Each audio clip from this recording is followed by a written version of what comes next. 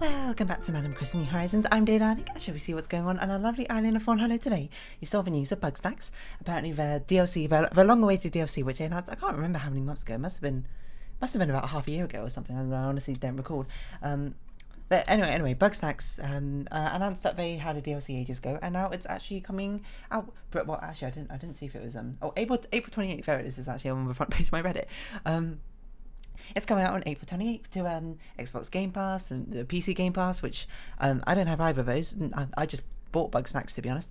And you might be like, whoa, you bought Bugsnax? Yeah, I did. I actually bought it. I bought it on the Christmas sales in the Epic Games Store because I had a voucher, which was like £20 off a game. And I was like, what? Maybe it was £10 off a game. I can't remember. No. Either way, it was incredibly cheap. So I was like, I'll pick it up. And yes, Bugsnax is one of the games I actually played on this channel, so you can watch me play through it if you're so inclined. And I even talked about it in one of the Animal Crossing episodes. Actually, Bugsnax was one where it was quite comprehensively covered. You can search Bugsnax Animal Crossing. You'll probably find the video where I talked about it. Long and short, I liked the characters and their interactions, and it was very charming. The actual mechanics of the game, I was like, it's not really my sort of thing all that much, but I still had a very fun time with it. And they had a DLC announced. I can't remember what it's called, like Big Snack Isle or something like that. And it's interesting. You know, I watched the trailer for it and I was like, oh, that's pretty cool. Anyway, hello everyone. Right now in Fawnhallow, it's 5:06 PM on Tuesday, April 12th, 2022. You know, my head flick is taking. I've been recording a few episodes of the next series after Death's Door, which involves me switching around between loaded different voices and accents, and what I'm not starting to realise, what I'm already realised, but it's just like even further emphasised, I suppose, while I'm doing that, is how bad I am at doing accents, and all my accents sort of bleed into each other, and I'm just like But it's kind of fun to do, so you know, there's no complaints here for me, and I suppose the only complaints would be on the viewer side, and of course of you. But hopefully you kind of know what you're in for when you're watching my videos. Why is this taking? Oh, you know what? I might need to reconnect to my Wi-Fi, so I'm going to pause this and reconnect to my Wi-Fi so I can actually get into my mail. There we go, connected back to the internet. And this is Rosetta Stone that we actually have, that we actually wanted after all this time. I'm not sure what that connection thing was. I'm not sure if Nintendo wanted to thank us for doing an update or something. It might have been an update today. I wonder if I should restart the game very quickly to try and find out if it even was an update, because we just started. Do I want to do an update? Do I want to do... Okay, fine. I'll pause an update very quickly. Ooh, I'm back after quite a long delay. My apologies. I immediately forgot what I was going to talk about. And I know I was talking about Bugsnax. I wasn't going to talk about Bugsnax. I mean, I already talked about Bugsnax. Why would I talk about it again? You know, what else I was going to talk about? I was going to talk about revisiting older games, which you haven't played in a long while. But I mean, because as it happens, a couple of games that I've played before on this channel have had updates come to them since. Most notably, of course, Bugsnax right now has... well, not now, but will very soon have that sort of update. And Bug Fables actually had one as well. Both started with bugs. Interesting. Bug Fables had that big update, which had I'm not really sure what it added. I think it added a new boss and it added balance and some other stuff here and there.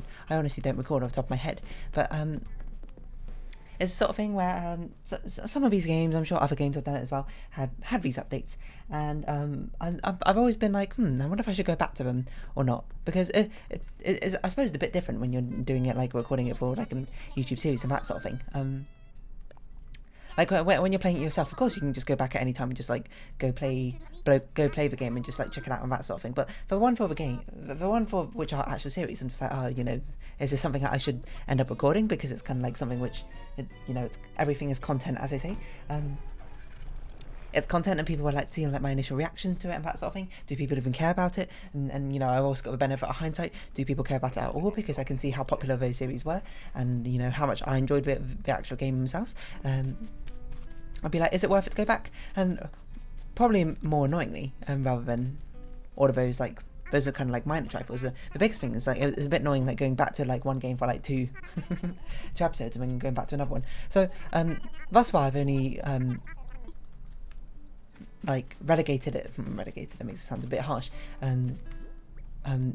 determined that I would go back to them in times where it's just oh, okay, I need a game to tide myself over from one period into another, you know, maybe during this period I'm going to be a little bit busy before I can make the actual thumbnail art and record like new videos for whatever series is going to come out, and I need something just to fill in like 1 week or something, in which case I'll be like, okay, I can turn to that, you know, I'll go back and visit Bug Fables for like and to see what happened in that update. But you know, that also like takes effort into a certain extent, because the things which have updates, you know, you need to go back and be like, okay, I need to actually find out what the update is. Of course, Bugsnax is a lot simpler, because you just if they actually cover it in the trailer. Oh, if you've beaten Bugsnax, you can and you press continue, you go back to before the point of no return, and you can talk to one of the characters, and he'll take you to the DLC area or whatever, and it's like, oh, okay, you know, that's fairly simple. Bug Fables is a little bit harder, because then I need to like hunt down the patch notes and be like, oh, what changed, what's updated, how do I start doing the new things, and it's sort of like I guess that's kind of like the difference between whether it's a DLC which actually does feel like an add-on, rather than a DLC which feels like it's something which is how should I put it, like meant to extend out the main, not engagement, experience you have when you play through the game the first time. That's kind of here or there. So it's kind of like why I haven't really visited any of the past games, and also because when I go back to past games, I feel like after like a huge long time has passed, it's sort of just like it's a little bit of an awkward settling in point all over again, which it probably doesn't make for most entertaining videos, I'd say, but and sometimes, you know, I have a lot of games out there that I want to play, so I kind of want to, it's a bit harder to convince me to be like, oh, you know, let's go back and play an old series rather than, you know, trying out something new, a new series. But still, it's the sort of thing where it's just like, what? Is there really a right or wrong answer? No, there's not really a right or wrong answer. You can I can do whatever I want. But it's sort of, it is the sort of thing where I'm just like, oh, there's so many games I want to play, but going back to this old one, it's sort of just like, And like, even nowadays, there are games which I play continuously, but they're not games I play for very long. You know, my usual handful of gacha games they honestly don't take much. Like, they probably take less than half an hour most days. Like, sometimes when there's big events going on, you know, I play a bit more, but, you know, like, shiny colours, that doesn't usually take very long to do stuff with. But, like, maybe, like, every 3 days I'll take, like, I'll spend half an hour on it. Otherwise, I'll spend passing, like 20 minutes, like, spread out throughout the day on it or something. Or, like, Starlight Stage can take, it's something which I can play, of course, while doing something else because of the auto mode. Same with Project Sakai. And then it's like, oh, you know, Genshin Impact, and a lot of days, well, not a lot of days, but like, I'd say about like quite a few days, there'll be days where there would just be like small events going on, which only take up a little bit more time and doesn't, you know, take 15 minutes to record daily. Loop, to be fair, right now, what's going on, there's a massive event going on, so it's actually the game I'm kind of playing a lot more of. But those sort of games, the repetitive part is quite small, so it's not really that big a deal, but, you know, I forgot what I was getting at. But even still, the other games I play, like League of Legends or like other, you know, Rainbow Six Siege, I don't really play that much anymore, even though I had a bit of craving to play it for a while back. I don't play it all that often. It's sort of just like, you know, I don't want to commit that long a time, I suppose, to a game anymore. And that's kind of the feel it gives me when it goes back to revisiting games. Not like obviously to that sort of extent, but it's the sort of thing where it's like, It depends, I guess, how often content update comes, which is why I tend to not do like ongoing series, apart from Animal Crossing on this channel.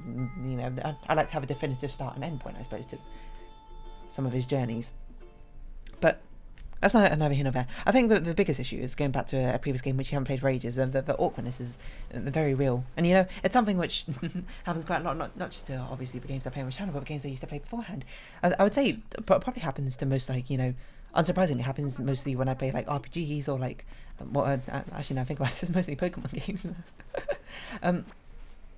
It's very typical of me to, you know, get a Pokemon game pretty close to release, play it for about like up till about like 30%, and then I take a break for a month, and then I do another like 40% or something, and then I take a break for like 4 years, and then I come back and finish off a game. Like, it's happened to Sword and Shield. I've not beaten the Elite Four or finished the final gym badge yet, and it's been however many years.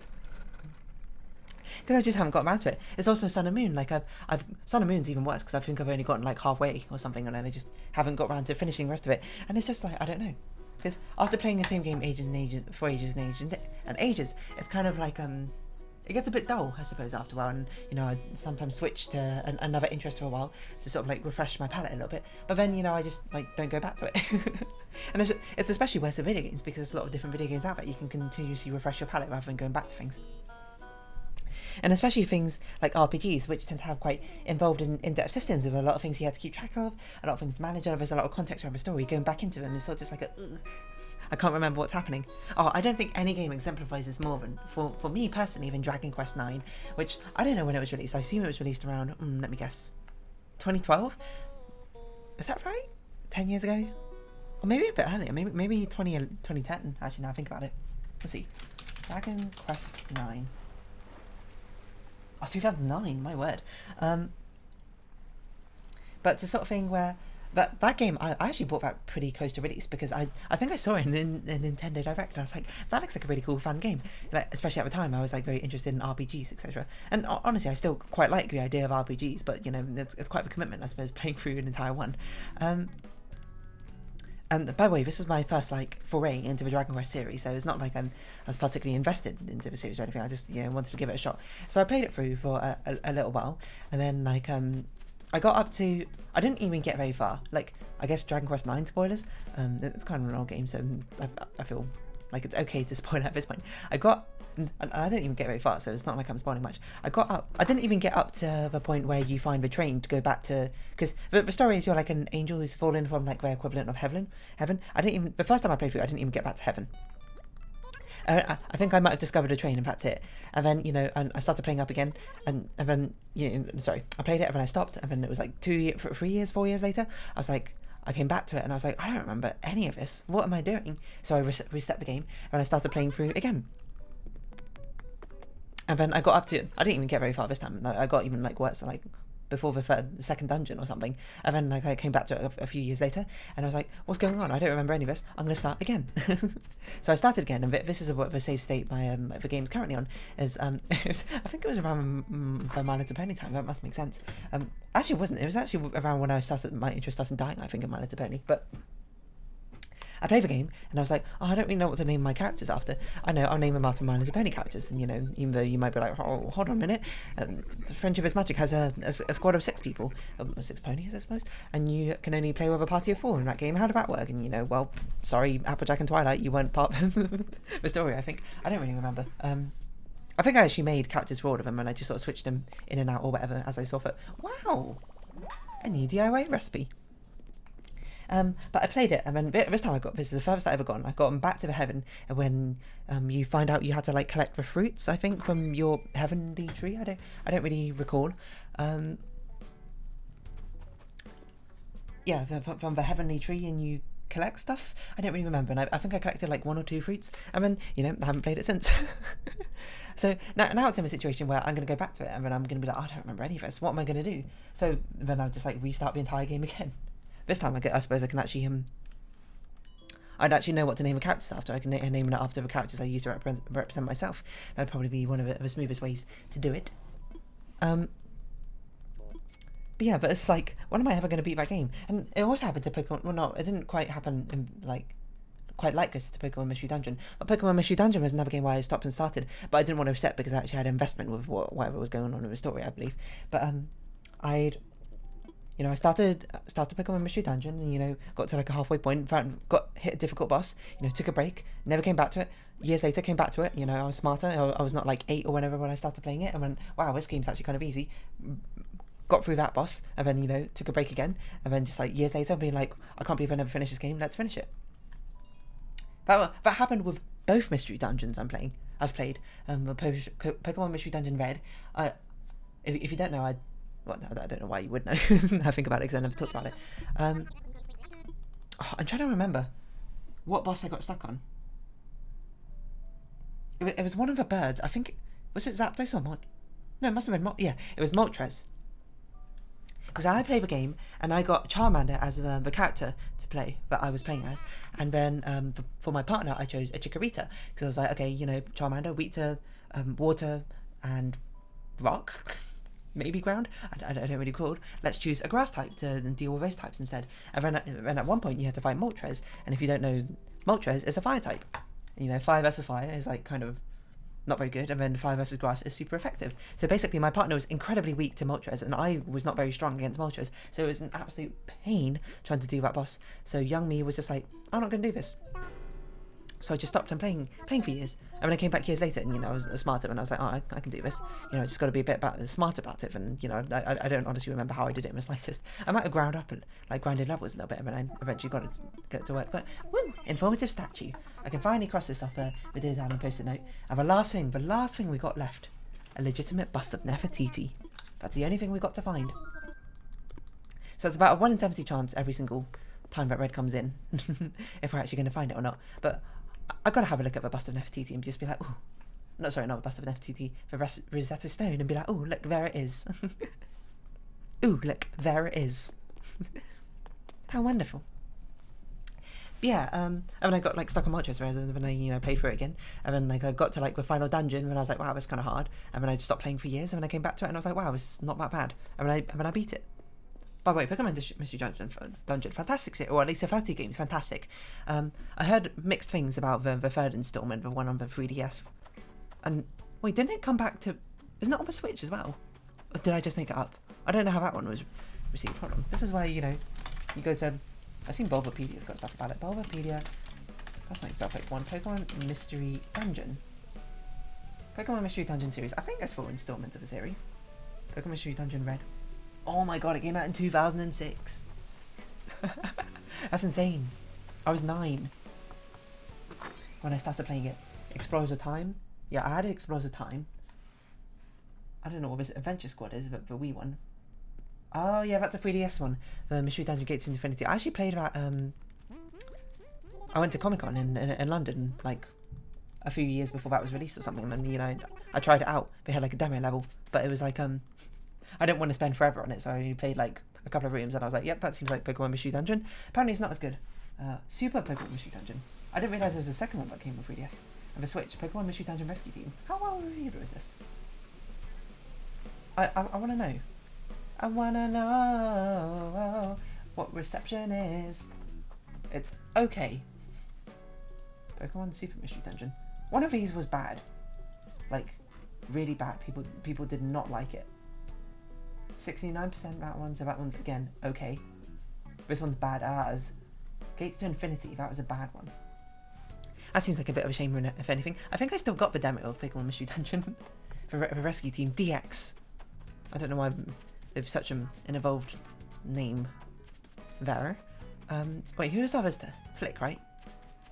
Yeah, I don't think we have anything. Well, we might have something to give Flick, but I don't really care. I'll be honest. We're just gonna sort of vibe around. Do we need to do any of this stuff really? Not really. I think we'll just collect the seashells and sell them, if anything. Oh, we need to find fauna. That's true. We do need to find fauna. Which is a bit of a shame that those ones are so mediocre, because I really loved the first two in the series. They were really good, and really I don't remember the story all that well, but I remember just being like, oh, my heart. And that's probably what I say in an effort not to spoil them if you've never played them before. But yeah, that happened with him. I think I still haven't beaten Explorers of Sky. I think I got to the last dungeon. The last dungeon is, for some reason, just how I remember it, it's just so much harder than the rest of the game. Where I'm just like, wow, I got really stuck. I mean, I just couldn't beat it, and I kept dying, and I kept restarting at the same point over and over again. And I was like, wow, screw this. Okay, it wasn't that aggressive. It was more like, okay, I'm gonna take a break and not play this game for a while, and I'll come back to it and beat it. I mean, I just never did.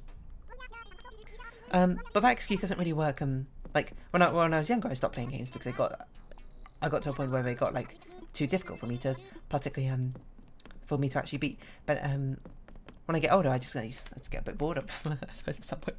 Which is why Pokemon X and Y, I took a huge break from. It's always at the same place. It's always just before I do the final gym battle. I go on to the Elite Four. I just stop playing for a bit for no apparent reason whatsoever. And then years later, I go back and beat the Elite Four, because that's happened. I mean, it happened with X and Y. I think it happened with. It might have happened with Black 2. I don't really know how far I got into Black 2. I'm going to be perfectly honest. But for Pokemon Generation 5 is my favourite generation. It's not the generation I started with, but it's a generation. I have both Pokemon Black and Pokemon White and Pokemon Black 2. Crazy, I know. But I forgot what I was going to say about this. So yeah, I got like a reasonable distance into it. and then I just stopped playing. I'm the same with Pokemon Sun. Got a reasonable distance. I actually quite like Pokemon Sun. I mean, I just don't know why. I just never got around to beating it. Pokemon Sword and Shield, I can tell you why I didn't get around to beating it. It's because there were so many Pokemon I actually liked, and the game was so easy. It was, if you don't know, Pokemon Sword and Shield is very, very easy. Compared to all the other previous iterations, in my opinion. But that's probably a combination of the games are probably getting easier, and I'm also a lot older, so I'm smarter than my 16-year-old self, or at least I like to think. So I decided for this little challenge thing that I would have like a team of 18 that I would rotate through 6 of them continuously to try and beat the game. But then it got to a point where I was like, oh, the levels are a little bit like out of sync with each other, not like intentionally. It's just because some of them I ended up catching at like high levels and whatnot. It's a bit difficult to grinding is definitely the worst part of a Pokemon game. So I was like, okay, just before I fight this final gym battle, I'm gonna like level out all my Pokemon levels. And for some reason, I'm thinking back on it now, why didn't I just choose to use the Pokemon Daycare to do it? Instead, I was doing it manually, just like fighting battles. I absolutely should have just shoved 2 of them in Daycare and like fought some battles and walk some steps and take those 2 out until like they're all roughly the same sort of level. It's utterly insane that I didn't do something like that. But anyway, I forgot what I was going to say about this. Yeah, and that's the reason, like, because the grind was so boring, I was like, oh, I don't really want to play anymore, so then I just stopped playing. It's a very powerful move, I suppose, when you're playing a game, to just go like, I'm just going to stop playing. And it's something that people, I suppose, should do certainly more often. There's this thing called the sunk cost fallacy, which if you're probably well aware of if you've ever heard of it before, but it's basically the idea that if you spend time or money or any sort of resources into something, your brain tells you, I can't stop now because I've already spent X, Y, Z onto it, when really the answer should be, if I want to stop, I'm just going to stop. And there certainly is a sunk cost fallacy when it comes to games, certainly when you play it for a long time, and when you invest a lot of time and perhaps even money into it, and then at certain points you might find yourself being like, I don't really like playing this game anymore, but I've spent so much time in it, I've got to like see it through to the end. Nah, just be like, I'm just going to stop.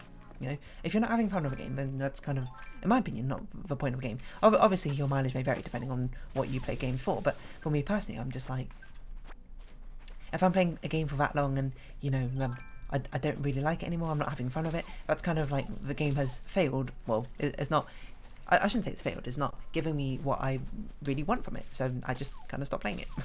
I suppose it's a different situation when I'm doing these YouTube, when I'm recording for YouTube, and I guess it kind of makes me a bit of a hypocrite, the fact that I just continuously play the game through to the very end,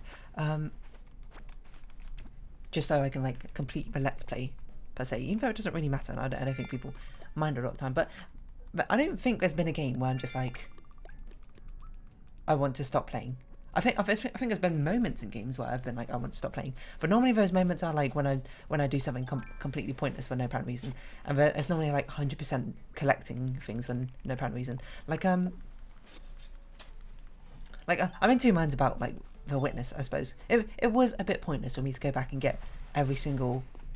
find every single puzzle and complete it. Really, I should have just gone back and made sure I completed all the sections and areas. And once I'd done that, been like, that's good enough, I'm missing a few puzzles, who cares? But, the completionist in me was like, I had to see this through to the end for no apparent reason. It's very arbitrary. And, I will say a great thing about playing and doing this YouTube channel is me discovering like what I actually really prioritize in games and that sort of things. And I don't like going back and exploring through areas which I've already been to try and find all the little sequence Easter eggs. I don't mind doing it the first time through, like going around like through all the different paths and seeing what I can find, but going back and just trying to find everything to 100% things, especially without something very clearly being like, it's here. I'm just like, I'm not about that. That's not what I want. Which was a kind of similar thing, I suppose, in Talos Principle as well, where I was just like, going back and finding all the stars did feel like meh to me. I was sort of like, I'm just doing it for the sake of doing it rather than anything else in particular. But at no point during those games was I like, I want to, like before those points was I like, I want to stop playing this game because I don't like this game. No, I love the game. They're fantastic games, both of them. and I really thoroughly enjoy playing them. So I guess it doesn't make me a hypocrite yet, but in theory it could make me a hypocrite if I start playing a game where I'm just like, oh, I don't want to play this game anymore. I wonder what games come the closest to that. Like, certainly towards the end of Hollow Knight, when I was doing the Path of Hallowness, I started getting very, like, annoyed by it. I wasn't annoyed because of the difficulty, I was annoyed because each of the videos was so long, like it doubled the amount of time, like, it took me to record videos each day, because, like, normally I would, record 2 episodes each day, and they're both about half an hour each, or normally a bit less than half an hour, to make up an hour, and I'm like, oh, fantastic. And then it got to a Path of Hallowness, and each of the videos now will become like 1 hour 20 minutes long, because that's how long it took to get through the entire Path of Hallowness. I was like, this is so annoying. But it was certainly one of the greatest senses of relief when I actually finally managed to beat the entire thing, so I can't complain about that. I suppose it gave me exactly what I wanted in the end. But, yeah, revisiting older games, it's always a little bit of, an awkward scenario depending on the situation. But yeah, I don't know if I'm going to play that Bugsnax DLC. Again, as I said, it's going to be something which I'll play if I'm like, I need to tide over like 1 week until the next game comes out, but that situation hasn't come up quite yet, so I don't know, we'll see. Is what I say. But I mean, I say this all the time, but I want to start streaming at some point. Maybe I'll check it out if I start streaming, because I think streaming is a lot better time to do like all these smaller things, rather than these long ongoing series. But, you know, I had to cross that bridge when I come to it. But for now, if you have been watching, thank you very much. It's been Adam Crest, New Horizons. I've been Dear Darling. Any likes, comments, subscription, shares are greatly appreciated. Join my Dear Darling Discord, follow me on Twitter down below. Hope we see each other again, but for now, it's our farewell. So until next time, bye-bye for now.